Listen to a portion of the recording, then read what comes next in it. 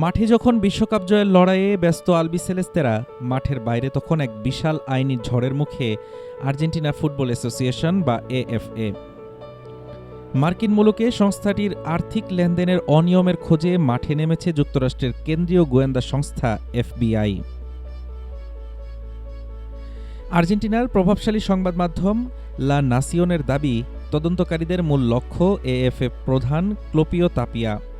তার নেতৃত্বাধীন এই ফুটবল সংস্থা মার্কিন মাটিতে কিভাবে কার্যক্রম পরিচালনা করেছে এবং যুক্তরাষ্ট্রের আর্থিক ব্যবস্থার মধ্য দিয়ে কিভাবে কোটি কোটি ডলার লেনদেন করেছে তা খতিয়ে দেখছেন গোয়েন্দারা। খোঁজা হচ্ছে মার্কিন আইন লঙ্ঘনের কোনো প্রমাণ।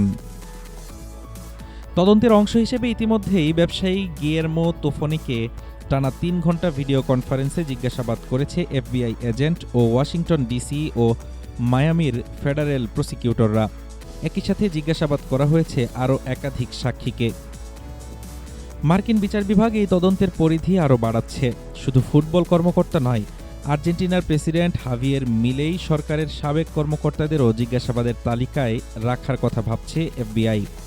মূলত সাম্প্রতিক বছরগুলোতে এএফের কার্যক্রমে নজরদারি রাখা ব্যক্তিদের কাছ থেকেই নেওয়া হতে পারে জবানবন্দি। জানা গেছে ২০২৫ সাল থেকে যুক্তরাষ্ট্রের এই প্রাথমিক তদন্তের রূপরেখা তৈরি হচ্ছিল, যা এখন পূর্ণাঙ্গ রূপ নিয়েছে। বিশ্বকাপের মাঝেই তৈরি হওয়া এই সংকট আর্জেন্টিনা ফুটবলের শীর্ষ মহলে কতটা কাঁপন ধরায় সেটাই এখন দেখার বিষয়। মাঠের ফুটবলে আর্জেন্টিনা যতই ছন্দে থাকুক না কেন, যুক্তরাষ্ট্রের মাটিতে এফবিআইয়ের চিরুনি অভিযান এএফের ভাবমূর্তি বড় সংকটে ফেলেছে। আইনি এই লড়াইয়ের জল শেষ পর্যন্ত কোথায় গড়ায় তার উপর নির্ভর করছে তাপিয়া প্রশাসনের ভবিষ্যৎ। হাফিজুর রহমান তুষার, ঢাকা টুডে।